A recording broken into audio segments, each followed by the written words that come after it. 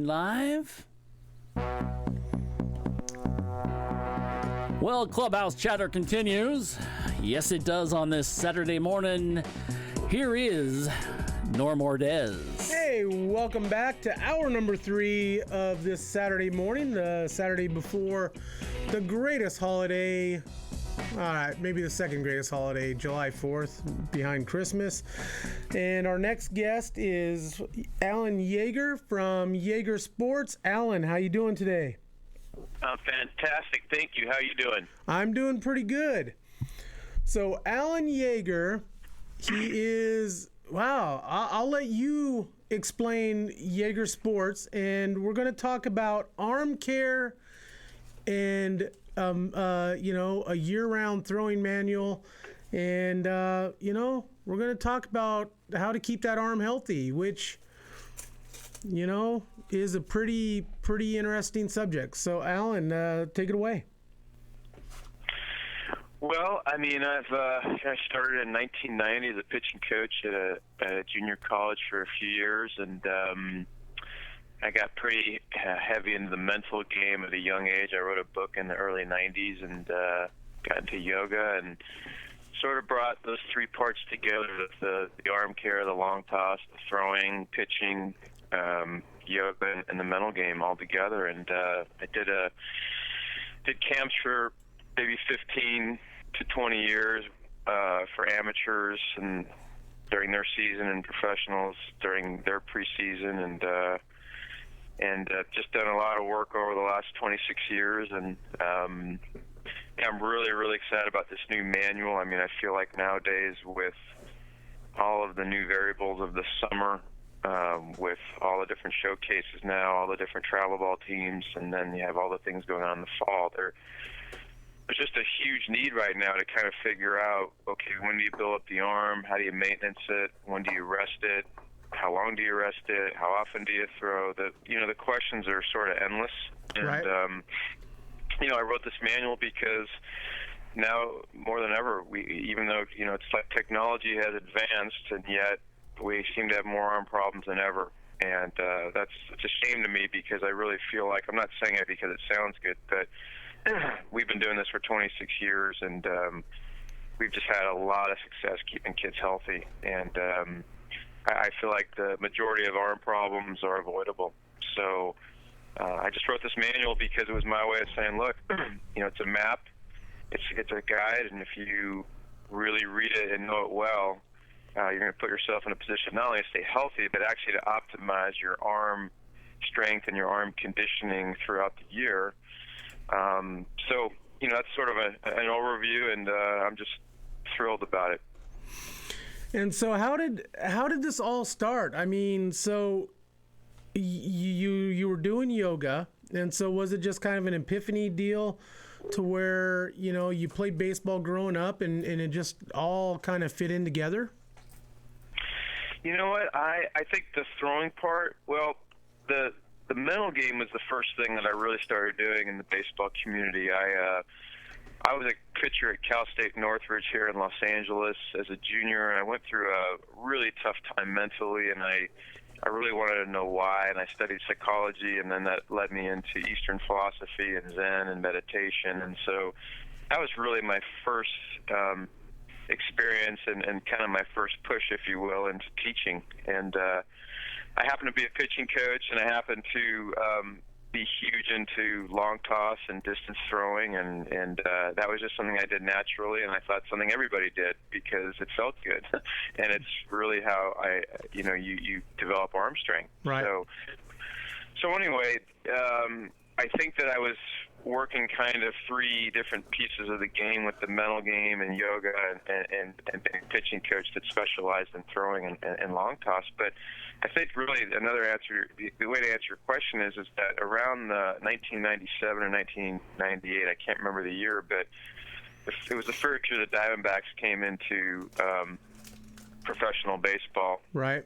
I know that's about the year because we had a pitcher with the Diamondbacks, and I think that was the first time I can remember that year because that was the first time I went to spring training, and I realized that there was a way of throwing that wasn't about just kind of maybe listening to your arm and letting your arm just kind of do its own thing. And I started realizing when I went to spring training, and again, I used 1997 as the time because that was the first time I realized by going around to spring training sites that there were these throwing programs where they had cones and they had kids monitored, and some of these programs the kids weren't allowed to go past 120 feet. And just to give you one example, our professionals on average were probably between 300 and 330 feet, and our harder throwers were at least 350, 360 feet. So, to me, that was the first time I had this really epiphany of like, wow, there's a real big difference of opinion here.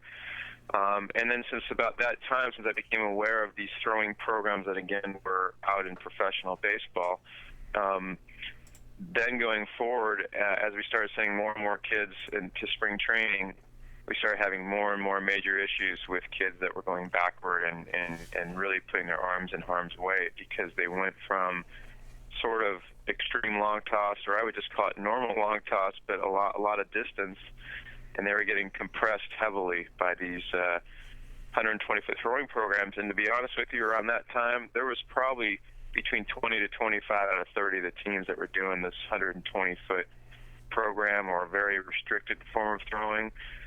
There were very, very few that were real liberal and kind of let your arm do its own thing. And it really wasn't until about 2008 we met with the Texas Rangers. That was sort of the first year that they embraced what we were doing, and we got a lot of media with the Rangers, and that really opened the door to a lot of other teams. But unfortunately, there's still at least a third of the teams out there, and we can go into this later, but really the crux of it is it's sort of a rehab program that got very popularized by the medical community, which is exactly what 120 feet is. And so a third of these organizations still sort of have a mandatory distance, like 120 to 180 feet, and you're not allowed to go past it. And it's actually, on a side note, one of the reasons why I think there are so many arm problems in professional baseball. Interesting. And there are, every year it seems like it just gets worse and worse. And for whatever reasons, it may be, a lot of the talk is, maybe it's the mound. Maybe it's travel ball, playing in these travel ball tournaments, playing baseball year round now. But it all comes back to one thing, and that's proper technique and rest. Yeah, and I would just say technique. I would throw in the word conditioning. Yep.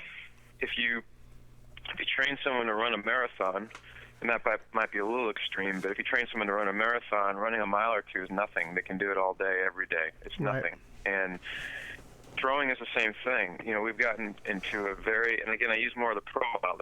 The amateur world, the college world, for the most part, in my experience, is way more into conditioning and endurance training and liberalness. And I think the professional world, which trickled down in the 90s, and now I feel like it's starting to trickle back up, luckily. But it really comes down to the almost paranoia now, the over-conservatism. And so what's happened now is that I call it the deconditioning of the arm. And I feel like it's not just professional baseball, but I feel like that's where it's really it's been stronger. But look, anywhere you go in life, if you condition properly, you build endurance, you build stamina, you're going to have great recovery period. Recovery period becomes one of the critical components to the arm maintaining its health and potentially even getting stronger. And that's really the big disconnect, is that people are protecting arms and making things more conservative, and what it's actually doing is going the opposite way. You're actually putting the arm in harm's way with that approach. And so we're more into, like you said, yes, you have to know when to rest for sure, but man, you have to know how to condition the arm well and build it up and then maintenance it. And that's why in my manual it gets heavy into how do you build it up properly, how do you condition it, how do you maintenance it once the season starts, when do you rest, and then when do you build back up. So what age should somebody start? So I coached my 7-year-old nephew this season, and they're starting to throw at the 35-foot level, and we allow them 35 pitches a game, and then they've got to rest. What age is the perfect age to start all that at? Well, the awareness needs to start immediately. I mean, they need to start at 7, because at 7, you still need to know how much throwing should you do, how much conditioning should you do, when should you rest. So it really starts, to be honest with you, as soon as the kid starts taking baseball serious at all. And nowadays, I mean, 7 is probably about the bottom number, maybe 6, but whatever it is, and even at 7 and 8, we get this question a lot, and we just say, look, you don't have to really know about a throwing program. Just get your kids out and throw more often than playing video games. You know, at a young age, they just need to throw. You don't need to call it long toss. You don't need to throw it super far. I mean, you can. It's more about playing catch 3, 4, 5 times a week. Just throwing. Right. And, not necessarily on a mound, but just throwing. And then you might do that for 2 or 3 months, and you might take a month off, or 6 weeks, and you might do it for 2 or 3 months. But whatever it is, it still comes down to, at a younger age, being aware of just throwing more, ironically, not in games, but just playing catch, getting out there and throwing, using the arm, and knowing when to rest. And that starts right away, because like you said, even if it's only 35 pitches a game, well, it's still telling me that, well, what are you doing the 3 days leading up to it, or the 3 weeks leading up to it, and what are you doing between that day and then the next time he throws on a mound? See, that's all vital. Right. And so that's why the manual sort of applies to everybody, even though we kind of use the template of, let's call it I think it's an above average high school arm, or it might be an average college arm, but we use that template. But the symbolism of the manual is still the same. It doesn't matter how old you are. The principles of how you build up the arm, how you maintenance it, when you rest, it's still all part of the rhythm. And so, yeah, even at 7 years old, 8 years old, because if nothing else, you can read the manual, and then some coaches are going to find out what they shouldn't do right away. And that's also very important, of course. So let's talk a little bit about the mental approach. And, I saw it in Lancaster, California, when I was there in 2006 with the Lancaster Jethawks. Man, pitching in Lancaster was a chore. I think our team ERA was above 5.5.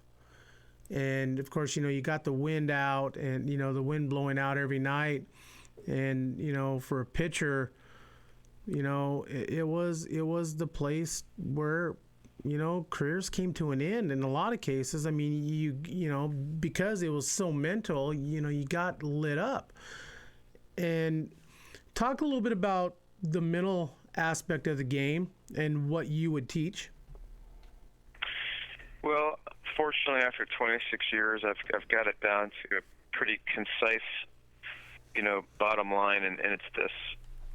It doesn't really matter where you're at, what level you're at. It's going to always come down to, have you been able to get your mind to commit to your process as opposed to the results? And the results include consequences, it includes statistics, it includes any variables that you can think of, like the weather or what level you're at.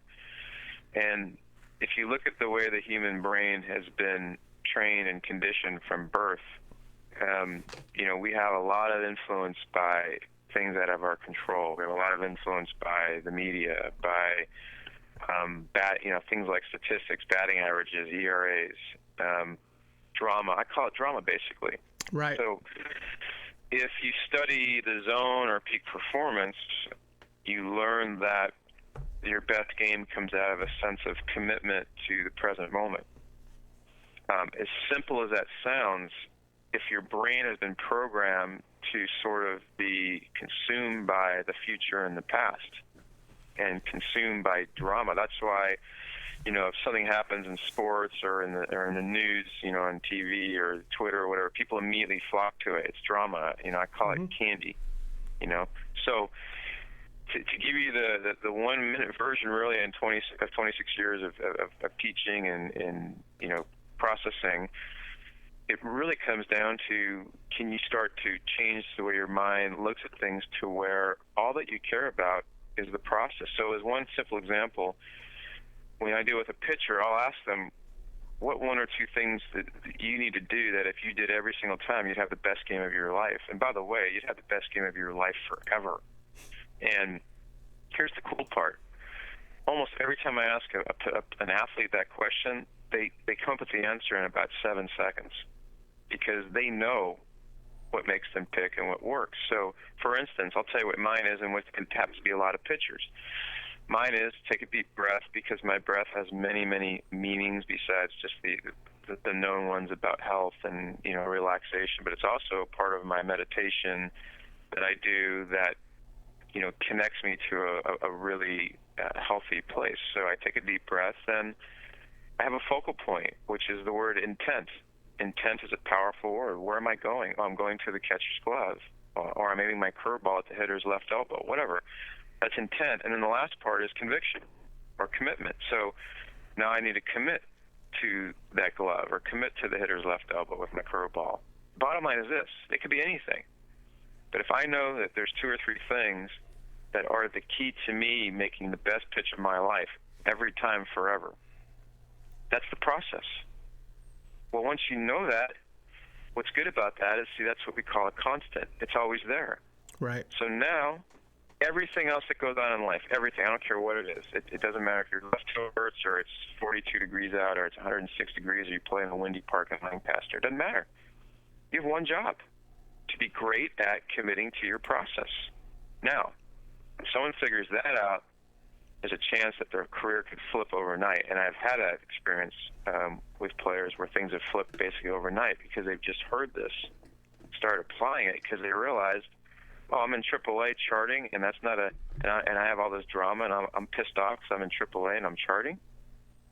No, it doesn't matter if you're in AAA and charting and you think you should be in the big leagues, or it doesn't matter if you're in college and someone else got a scholarship to UCLA and you did it. It doesn't matter. All that matters is, can you get great at your process so that you can optimize your ability and optimize your path in the game. So that's part one. And the other part is them, once you establish a process, it's having a daily practice where you can use relaxation and visualization and meditation to help relax your body, clear your mind, let go of distractions, let go of stress, let go of overthinking. So it's sort of a 2-part deal, establishing your strategy or your process, and then having a practice every day, just like fly balls and ground balls every day, that you can work on things that are going to help you optimize your ability really in a performance setting, because that's really where it comes down to. Can you be in a performance setting, and can you be relaxed and as clear-minded and as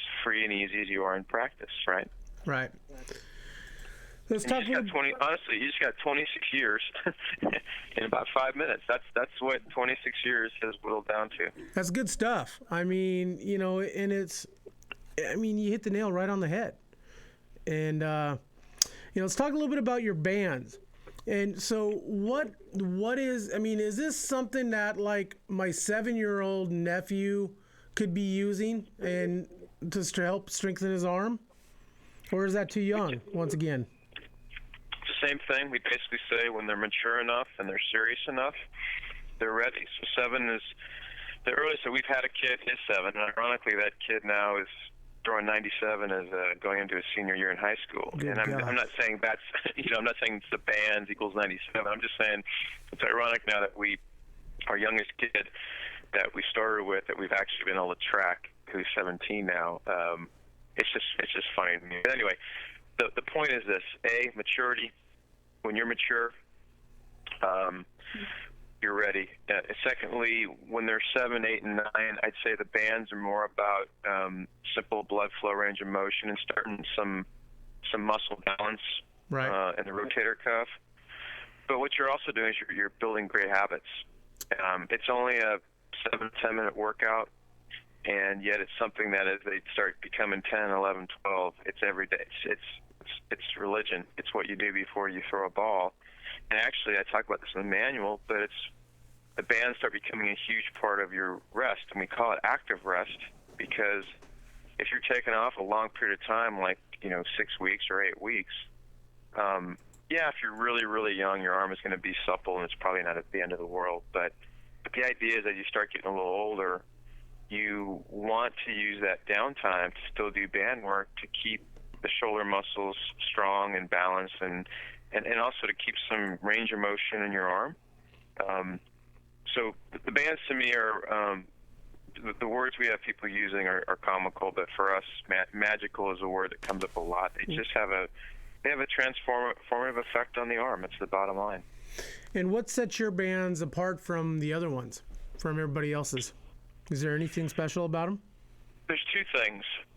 One is that we have wrist cuffs that go around the wrists, and what that does is that frees up the hands from grabbing things and creating maybe some mechanical or rigid movements.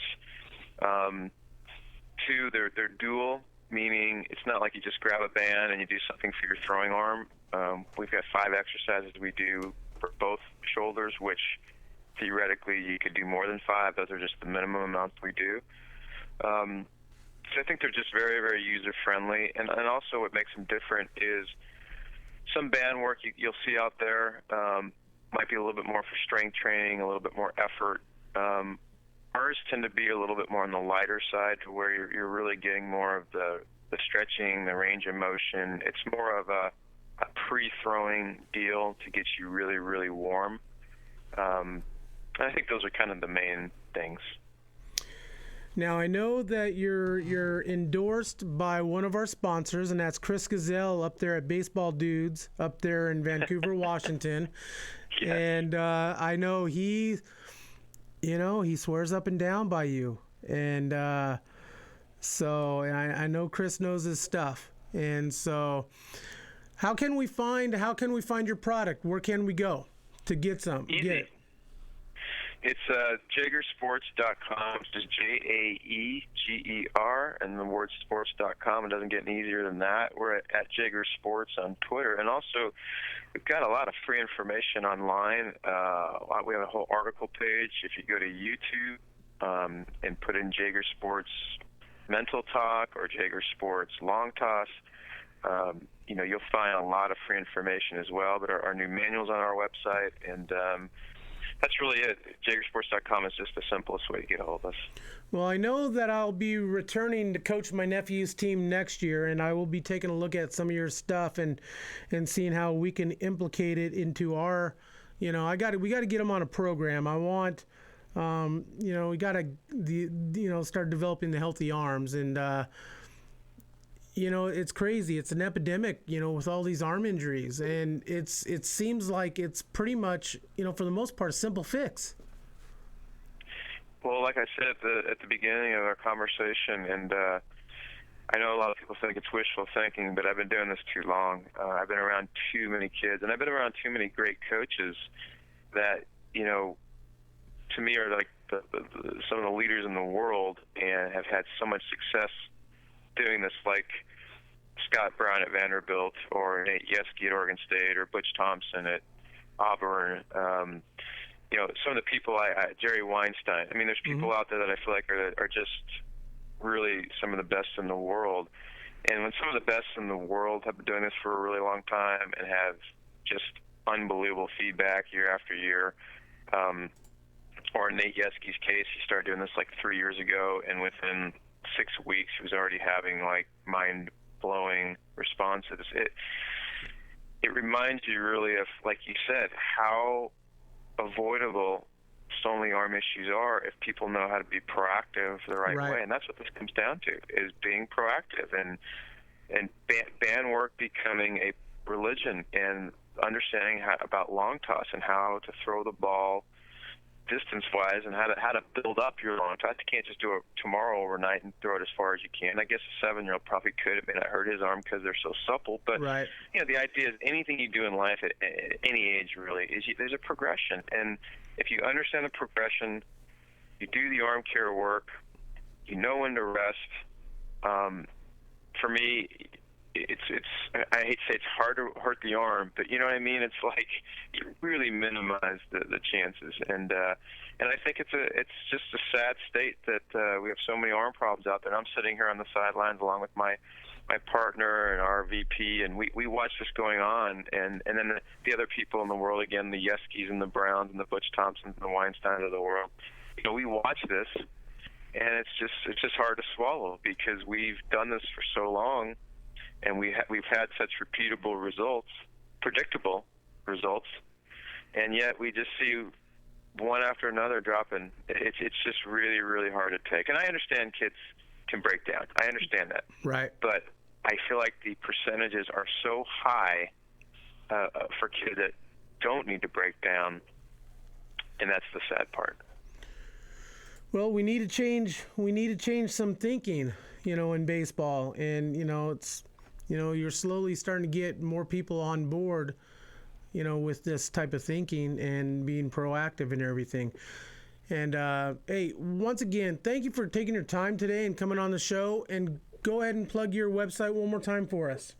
Yeah, it's jaegersports.com, Jaeger, and the word sports.com. And I just want to add one last thing, too. Earlier, I had mentioned about these short throwing programs, and I'd mentioned the Diamondbacks. I definitely don't want to point a finger at the Diamondbacks in 1996 or 97, but right. Symbolically, it got the wheels turning when I started going around spring training and really starting to realize that there was a quote-unquote throwing routine out there that was structuring guys and capping guys distance-wise. And like I said, it wasn't that it was probably 20 to 25 of the teams. And so, but anyway, yes, JaegerSports.com, easiest way to get a hold of us. And I really, really appreciate you taking the time, to have me on because it's such an important topic these days. And absolutely. I'm glad we got to talk about the mental game as well, too. I always enjoy that.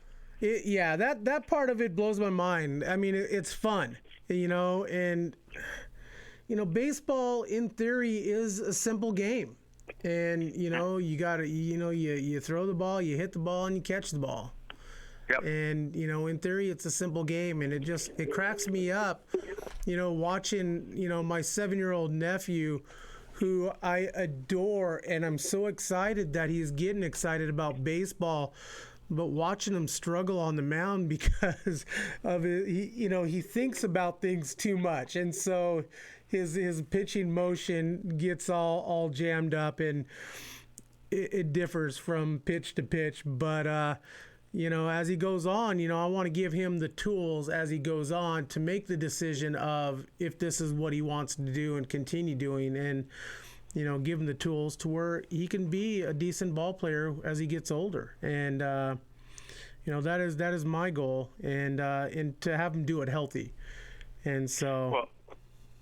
Well, I'll give you one hint about pitchers being on mounds and being mechanical. I would really push kids at a young age into just being athletic, and one of the best ways to be athletic is to long toss. Right. Because the further you throw the ball, you can get mechanically a little out of whack too, but the idea is that when you throw the ball far, especially if you try to if you're able to hit your partner as you get further and further, which sort of makes you organize your body well. The bottom line is this: you force the kids into My point is this: you want to force them into athleticism. Don't worry too much if they look mechanically perfect. And I think at a young age, pitching coaches or coaches may want to get young kids to look mechanically perfect. And I think that at the early stages of life, let them be athletic, let them be free. Mechanically, you can make some small adjustments. Right. I think the technical parts can get very, very linear. It can get a kid more in his left brain. And really what you want to do is you want these kids to be free in their right brain. And so I actually sacrifice what looks like quote-unquote perfect mechanics, unless you kind of think it's going to cause an arm injury. But I personally was never a big mechanical guy, even as a pitching coach. I felt like the player's best mechanics came out of long toss, because long toss forces you into athleticism. Right. So anyway, thanks for the tip. Food for thought. Absolutely. Once again, Mr. Alan Jaeger, and JaegerSports.com. Check it out. Check out his manual. He's got some good product, and also the mental aspect of the game, which is always fun to talk about. And Alan, once again, thank you for taking your time on Saturday. No, my pleasure, Norm. Thanks again for having me on. All right, let's do this again sometime. Okay, sounds good. All right, thanks a lot, Alan. All right, you take care. All right, you too. So once again, Alan Jaeger of Jaegersports.com. Man, Brian, what are you thinking here? I'm thinking, will it help me?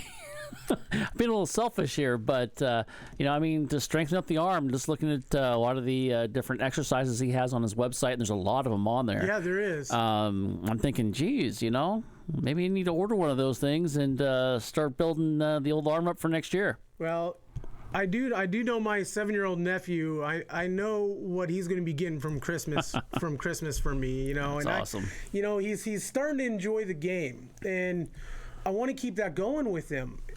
But also, I want to make it fun for him.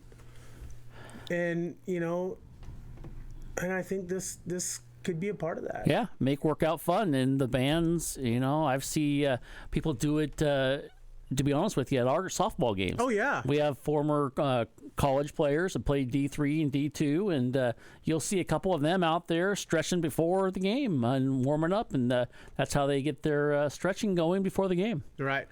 All right, so I'm Norm, that's Brian. We are Clubhouse Chatter. Hey, we're going to play a little bit of a game. Uh-oh. And this game is, where in the world is Tony Torquato? TT. Tony, where are you, brother? We miss you here in the studio, and hope all is well. And hurry back to us. Hurry back to us. We miss you, and we need you on this show. So, once again, we are sponsored by baseballisms.com. If you like my shirt and like my hat, hey, baseballisms.com is your place. They have great product. Baseballdudes.com. Chris Gazelle, who is a Jaeger Sports user. To be the best, you must train like the best. Baseballdudes.com. Mitch Canham, basedbypros.com. Oh, man. Brenton Littlebridge, also part of that group. And his dad, Mark Canham with MDM Designs, does our shirts for us. We stream live every week at yamhilltoday.com, Brian's site. And we are looking for sponsors, always looking for sponsors. normboy18@gmail.com. If you'd like to sponsor the show, shoot me an email. Let's talk. We are on Twitter, Clubhouse Chatter 1T. We're on Facebook. We're on YouTube, iTunes. Where else are we on? Oh, MLB.com blogs. Man, we're everywhere, Brian. Taking over the world. We were at the Futures game last night, broadcasting live on Facebook. So that was kind of cool, too. It was an exciting week for baseball. Coastal Carolina shocked the baseball world by knocking off Arizona in the national championship game. Who saw this coming? Who saw Arizona even get into the World Series? There, everybody, I figured he'd be Florida or TCU or, somebody like that. But Coastal Carolina shocks the world. Hey, be looking for some interviews with some of those guys from Coastal. I'm working hard at getting a couple of them on the show, and possibly Coach Gary Gilmore to talk about his experience in Omaha. And I had a close friend, John Davis, who got to go back and experience that, and he says it was one of the greatest baseball moments of his life. And this is a kid whose uncle is Scott Brocious, and so he's seen some pretty special moments. So, hey, we're going to come back at 12:30 for our final hour of the day. And Johnny Wilson, you're not going to want to miss this. Childhood friend of Carl Erskine from Anderson, Indiana, is going to come on, talk about experiences. You're not going to want to miss it. We'll be back. Let's get funky.